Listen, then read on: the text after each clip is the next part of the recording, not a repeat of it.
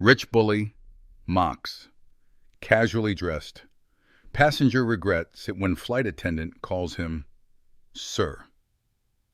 The private lounge at Dubai International Airport gleamed with understated luxury leather chairs arranged in intimate clusters, floor-to-ceiling windows overlooking the tarmac, and a buffet that could rival most five-star restaurants. Among the business travelers and wealthy tourists sat two men whose appearances could not have been more different. The first was Gregory Ashford III, 38 years old, dressed in a custom-tailored Tom Ford suit that cost more than most people's monthly salary. His Rolex Daytona caught the light with every gesture. His Italian leather shoes were polished to a mirror shine, and his Louis Vuitton carry-on probably cost $5,000. Everything about Gregory screamed wealth, success, and entitlement. He was the vice president of international acquisitions for Ashford Industries, his family's manufacturing conglomerate, a position he had secured primarily through his last name rather than his competence. The second man sat alone in a corner, absorbed in a worn paperback novel.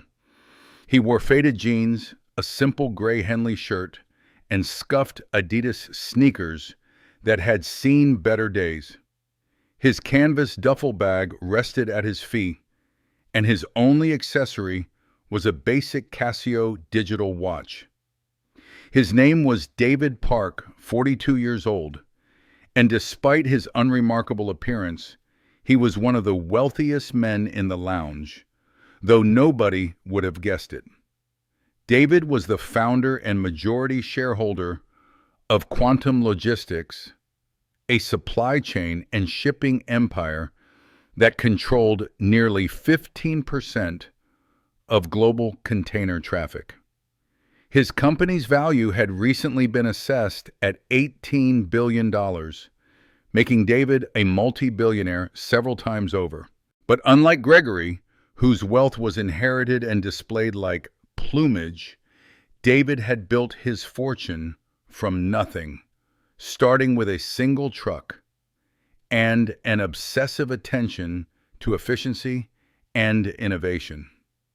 He preferred anonymity.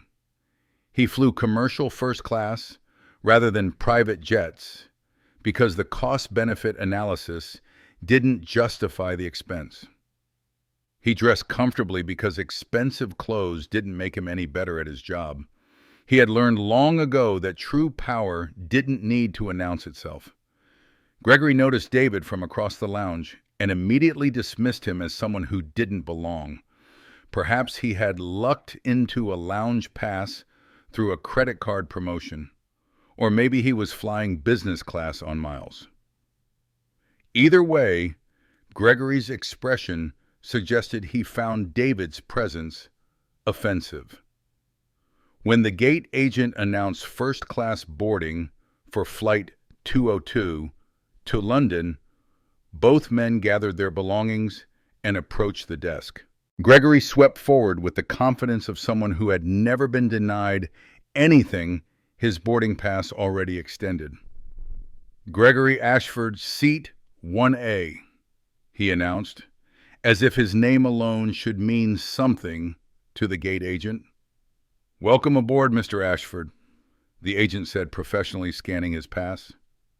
David waited patiently behind him, his own boarding pass in hand. As Gregory moved toward the jetway, David stepped forward. "Good evening," David said with a warm smile to the gate agent. "Good evening, Mr. Park," the agent replied, checking her screen. Her eyes widened slightly. Clearly, she had been briefed about this particular passenger. "We're honored to have you flying with us today. Your seat is 1K on the opposite side from Mr. Ashford. If there's anything you need during the flight, please don't hesitate to ask." The extra deference wasn't lost on Gregory, who had paused at the jetway entrance. He turned back to look at David with new interest, trying to place him. Who was this casually dressed man receiving VIP treatment? The first-class cabin of the Boeing 777 was configured in a 1-2-1 layout with private suites that converted into fully flat beds. Gregory's Suite 1A was on the left side of the aircraft. David's Suite 1K was on the right side, facing the opposite direction. They would spend the 7-hour flight to London, basically back to back, but separated by an aisle and privacy screens. Gregory settled into his suite immediately, summoning the flight attendant. "I need champagne, the Dom Perignon, not whatever cheap alternative you usually serve. And bring me the menu so I can pre-select my meal. I assume you have the caviar service?" The flight attendant, a poised woman in her 40s named Claire, smiled professionally. "Of course, Mr. Ashford. I'll bring that right away."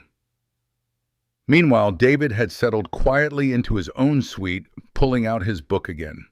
When Claire approached, he looked up with genuine warmth. "No rush on service. I'm perfectly comfortable. Thank you for asking. Mr. Park, the captain, asked me to let you know that he's aware you're on board. He wanted to thank you personally for choosing to fly with us." "That's very kind," David said. "Please tell Captain Harrison that I appreciate it. I've always had excellent experiences with your airline." Claire's expression showed surprise. "You know Captain Harrison, we've met a few times," David said modestly.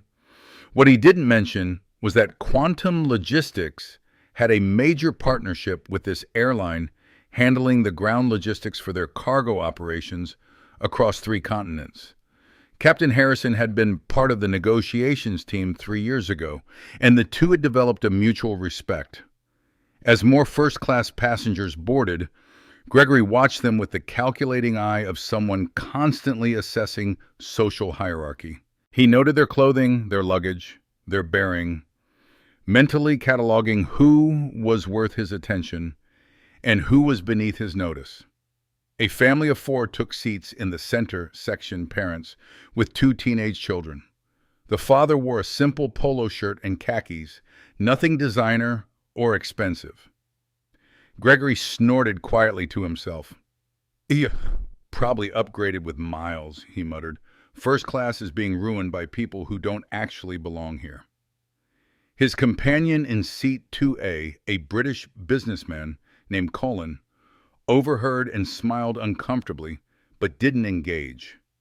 He had already pegged Gregory as the type of wealthy bore who would dominate conversation for the entire flight.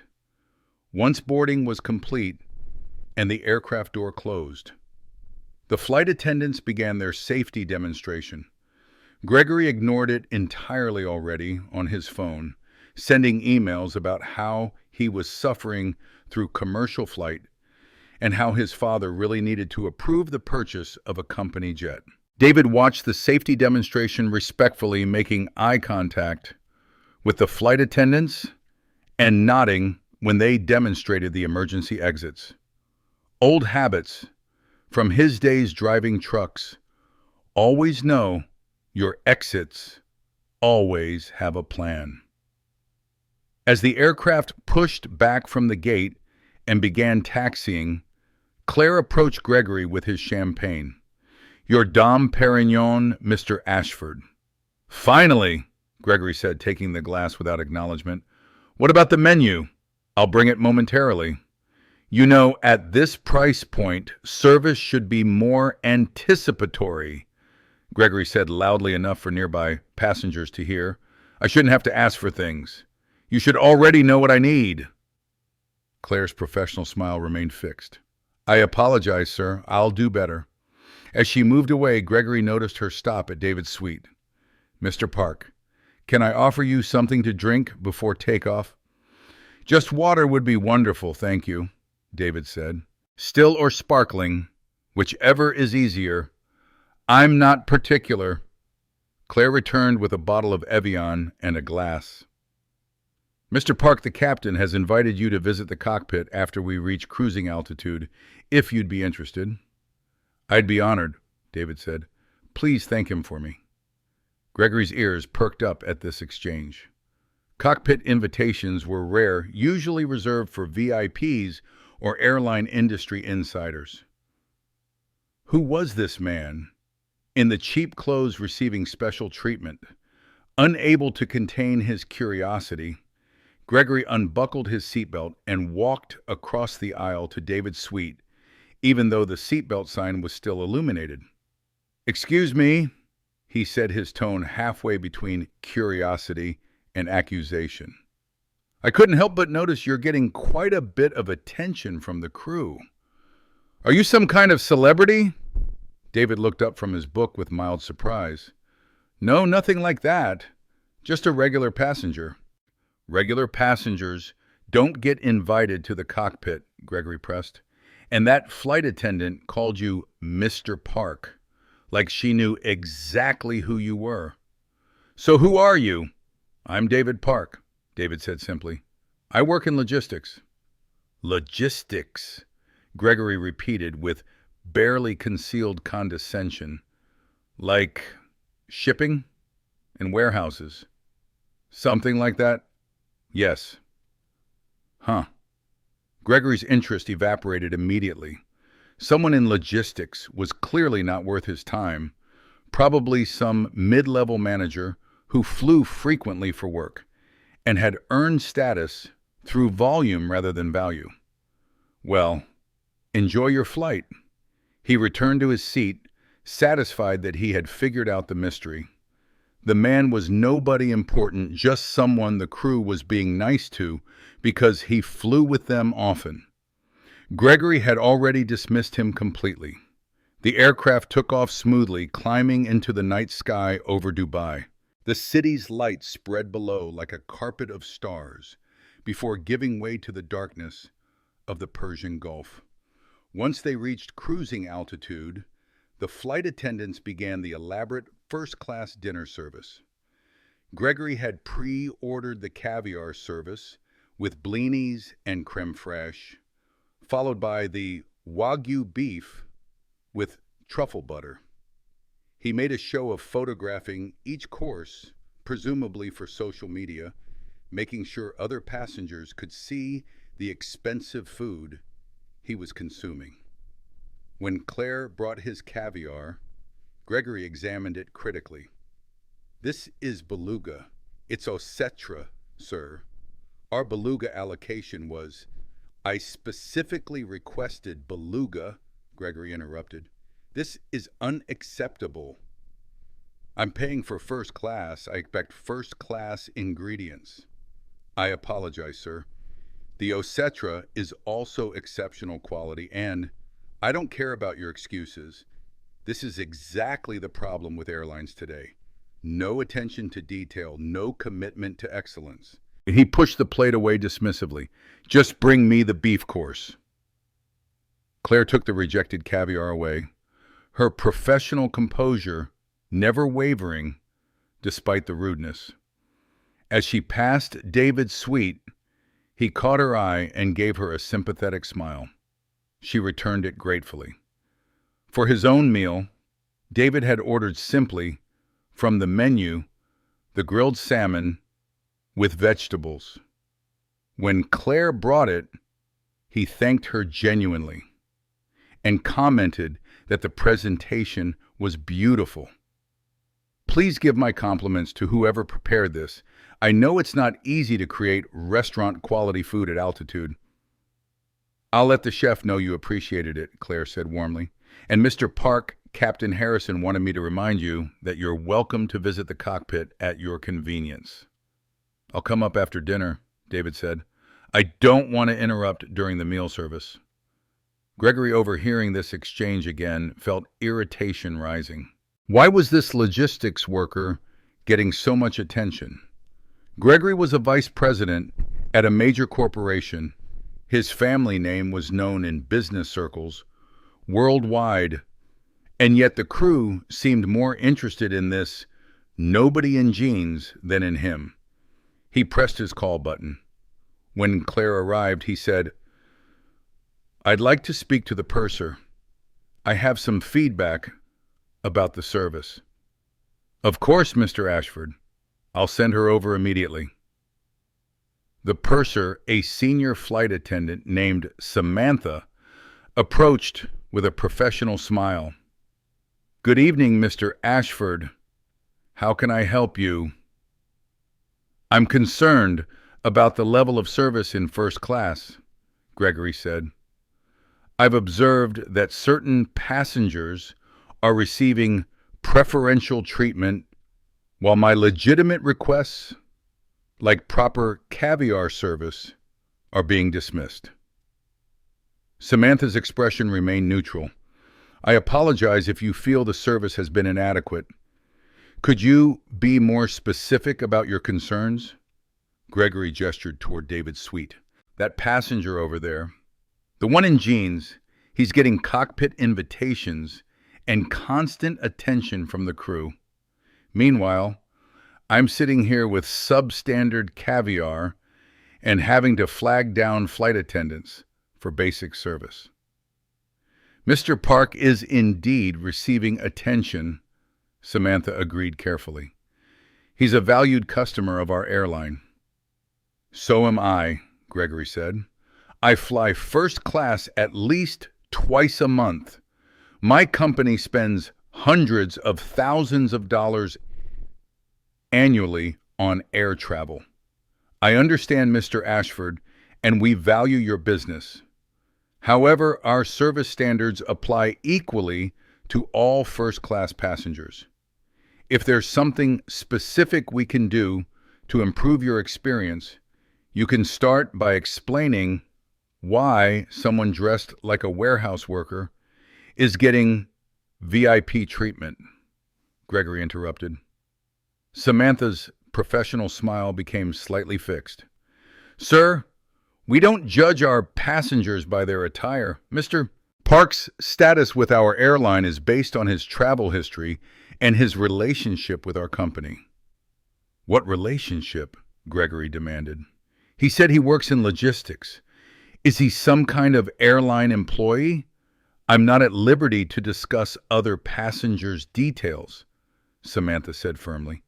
"Is there anything else I can help you with?" Frustrated at hitting a wall, Gregory waved her away.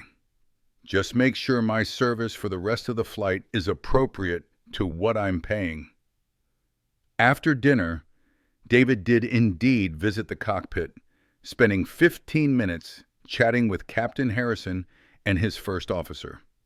They discussed flight routes, fuel efficiency improvements, and the challenges of long-haul aviation. Captain Harrison mentioned that quantum logistics efficiency improvements at Dubai's cargo facility had reduced turnaround times by 20%, which had positive ripple effects throughout the airline's entire network.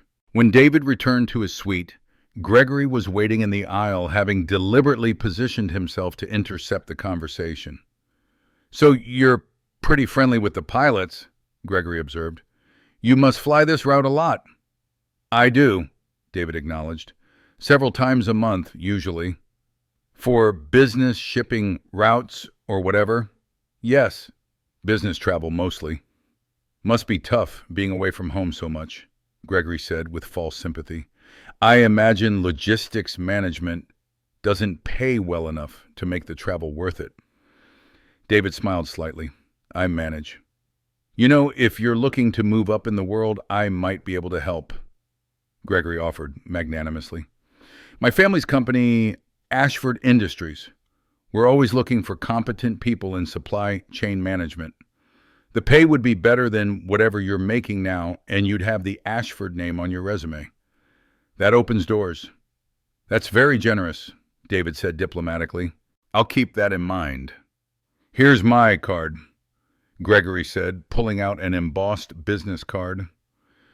"Gregory Ashford III, VP of International Acquisitions. Email me your resume. I can't promise anything, but I'll see what positions might be appropriate for someone with your background." David accepted the card politely. "Thank you." "No problem. Us business travelers need to look out for each other." Gregory returned to his suite, satisfied that he had been charitable to someone beneath his station. The flight continued through the night. Most passengers reclined their seats into beds and tried to sleep. Gregory, however, was too wired from champagne and self-importance to rest. He scrolled through his phone, responded to emails, and generally made himself a nuisance by keeping his reading light on and his video entertainment at high volume. Around 2 hours before landing in London, Claire approached David's suite quietly. "Mr. Park, I'm sorry to disturb you. The captain has asked if you'd have a moment to speak with him about a potential issue." David sat up immediately, concern crossing his face. "Of course. Is everything all right?" "The aircraft is fine," Claire assured him quickly. "It's about ground operations at Heathrow. There's apparently some kind of labor dispute that might affect our arrival logistics. Captain Harrison thought you might have insights given your company's involvement with airport operations." "I'll come up right away," David said. As David made his way to the cockpit, Gregory watched from his suite, his curiosity and irritation both growing. Why would the captain consult a logistics manager about airport operations, unless... A terrible suspicion began forming in Gregory's mind. He pulled out his phone and Googled David Park Logistics. The search results made his blood run cold. David Park, founder and CEO of Quantum Logistics, one of the world's largest shipping and supply chain companies. Estimated net worth, $8.7 billion. Revolutionized container shipping through AI-driven route optimization. Quantum Logistics handles logistics for over 400 airlines worldwide. Gregory scrolled frantically through articles, each one making him feel sicker. This wasn't some mid-level warehouse manager. This was one of the most successful entrepreneurs in the global logistics industry. A billionaire who controlled supply chains that Gregory's own company depended on. And Gregory had just offered him a job, had talked down to him, had complained about him to the flight crew. Oh God. Gregory's mind raced through the implications. Ashford Industries used shipping services that almost certainly went through Quantum Logistics at some point. His father, Gregory Ashford II, had been talking for months about improving their supply chain efficiency, about finding better logistics partners. What if David Park remembered this interaction when business deals were being negotiated? What if Gregory's condescension toward one of the industry's most powerful figures came back to haunt not just him, but his family's entire company? Gregory felt panic rising in his chest. He had to fix this. Had to somehow apologize or explain, or David returned from the cockpit about 20 minutes later, having helped Captain Harrison coordinate alternative ground service arrangements at Heathrow using Quantum Logistics backup systems. As he passed Gregory's suite, Gregory leaped up. "Mr. Park, could I speak with you for a moment?" David paused, polite, but clearly tired. "Of course. I just realized, I was just reading about..." Gregory stumbled over his words. "You're the David Park, Quantum Logistics. I had no idea. I'm so sorry I didn't recognize you." "That's quite all right," David said calmly. "You had no reason to." "No.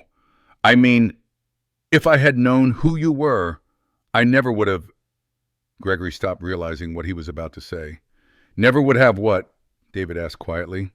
"Treated me like a regular person, assumed I was someone unimportant, offered me a job at your company." Gregory's face burned with shame. "I didn't mean to be disrespectful." "You weren't disrespectful because you didn't know who I was," David observed. "You were disrespectful because you judged me based on my appearance and made assumptions about my worth as a person. The problem isn't that you didn't recognize me, Mr. Ashford. The problem is how you treat people you don't recognize." "I understand, and I apologize," Gregory said desperately. "Is there any way I can make this right?" David considered this. Actually, yes. You could take a moment to think about how you've treated other people on this flight. The flight attendant you snapped at over caviar. The family in the center section that you assumed didn't belong in first class. Every person you've dismissed or looked down on because they didn't meet your standards of importance. I will, Gregory promised. And please, if there's ever anything Ashford Industries can do for quantum logistics, Mr. Ashford, David interrupted gently, I'm not interested in doing business with your company as a quid pro quo for your apology. If quantum logistics and Ashford Industries work together someday, it will be because it makes business sense for both parties, not because you're trying to make up for being rude on an airplane. Of course I didn't mean to suggest. I know what you meant to suggest, David said. You're trying to turn this into a networking opportunity to extract some value from the situation. But that's exactly the mindset that got you into this position in the first place. Not every interaction is a transaction, Mr. Ashford. Sometimes people are just people deserving of basic respect, regardless of whether they can do something for you. Gregory nodded miserably, understanding that he had managed to make things worse rather than better. I'm going to try to get some sleep before we land, David said. I hope you have a good rest of your flight. He returned to his suite, leaving Gregory standing in the aisle feeling smaller than he ever had, despite his expensive suit and his family name and his title. For the remainder of the flight, Gregory sat in miserable silence, replaying every interaction, seeing himself through David's eyes, and not liking what he saw. The entitled dismissal of the flight attendant. The condescension toward a man whose accomplishments dwarfed Gregory's own. The automatic assumption that appearance equaled worth. When the aircraft landed at Heathrow, the captain made an announcement. Ladies and gentlemen, welcome to London. I want to give special thanks to one of our passengers who helped coordinate some last-minute logistics changes that will make your arrival much smoother. Mr. David Park, of Quantum Logistics. Your assistance was invaluable. Thank you for being not just a valued customer, but a valued partner. Passengers applauded, many turning to look toward first class. Gregory slumped in his seat, the applause feeling like a judgment. As they disembarked, Claire approached David with a warm smile. Mr. Park, thank you again for your help tonight, and thank you for being so kind to our crew. It makes a real difference. You all work incredibly hard, David said sincerely. The least I can do is be appreciative. Claire glanced toward Gregory, who was gathering his Louis Vuitton luggage. She lowered her voice. I hope Mr. Ashford's behavior didn't make your flight unpleasant. Not at all, David assured her. He's young. He'll learn. You're very gracious, Claire said. Most passengers in your position would have complained or demanded he be dealt with. What would that accomplish? David asked. Humiliating him publicly? Making your job harder? Better to just treat it as a teaching moment and move on. Claire smiled with genuine admiration. The airline industry would be much better if all our VIP passengers had your attitude, Mr. Park. In the terminal, Gregory watched David walk away toward the exit, his canvas duffel over his shoulder, looking like any other tired traveler, in jeans and comfortable shoes. No entourage, no assistant, no outward sign of the billions he controlled, or the empire he had built. Gregory thought about his own arrival, the driver holding a sign, the luxury car waiting the suite at the Savoy. All the external markers of success that he had always believed mattered so much. But standing there in his Tom Ford suit, with his Rolex and his expensive luggage, Gregory felt poor in a way he had never experienced. Poor in character, poor in understanding, poor in the qualities that actually mattered. He pulled out his phone and called his father. "Gregory, how was your flight?" "Dad, I need to talk to you about something. I made a mistake today. A big one."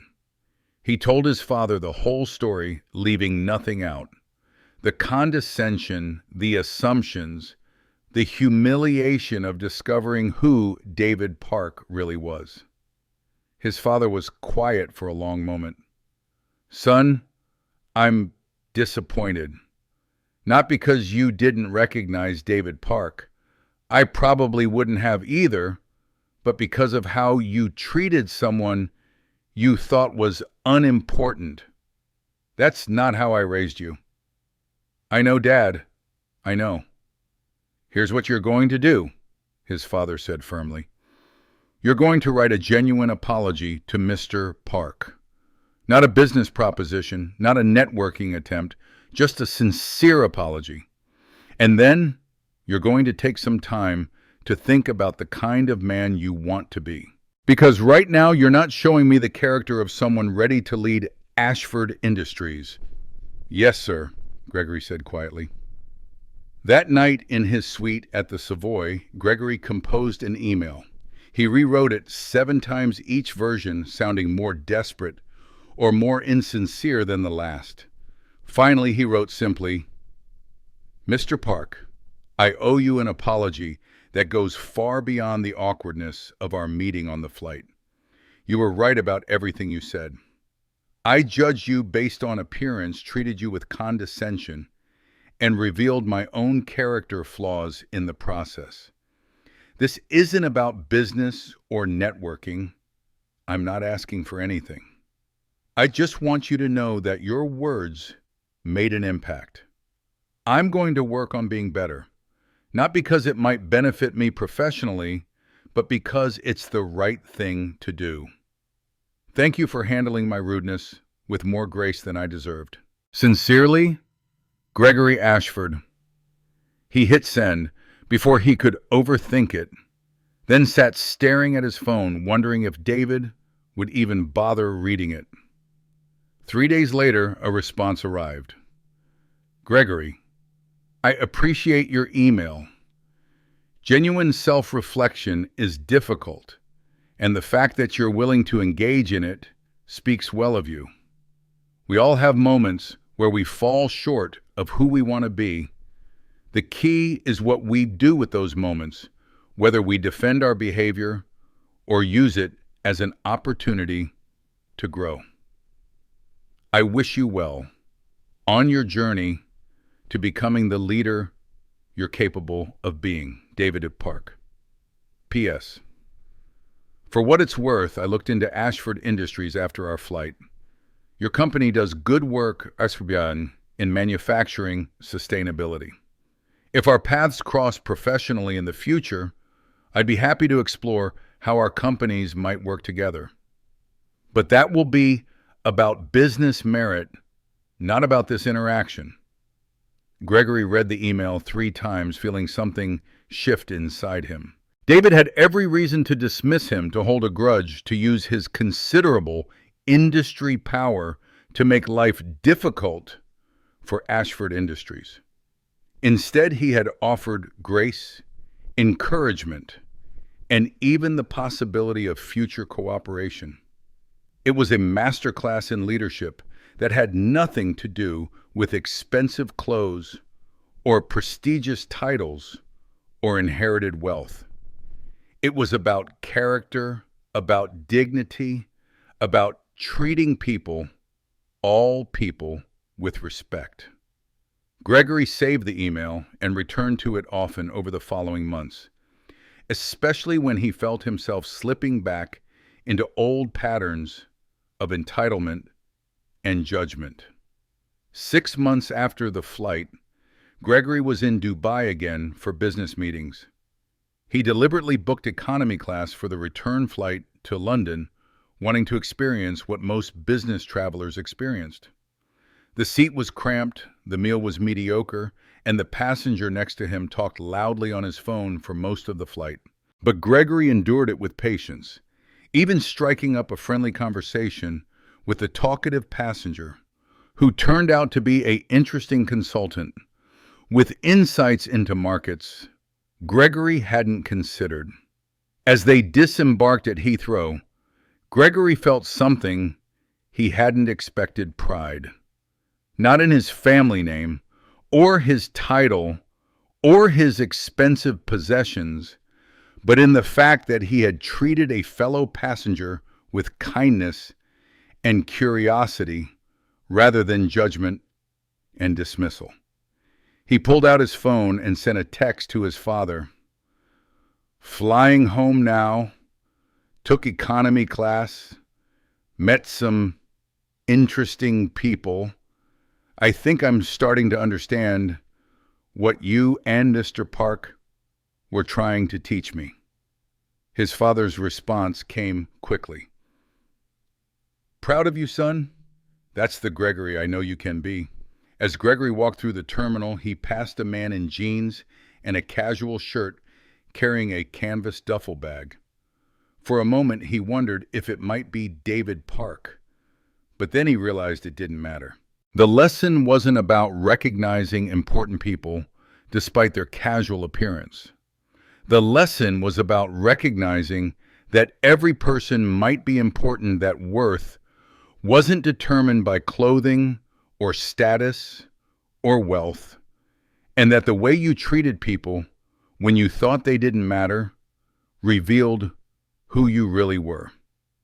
It was a lesson Gregory Ashford III would carry with him for the rest of his career. And it all started with a billionaire in jeans and a simple truth: respect isn't something you should have to earn through status or recognition. It's something everyone deserves simply by virtue of being human.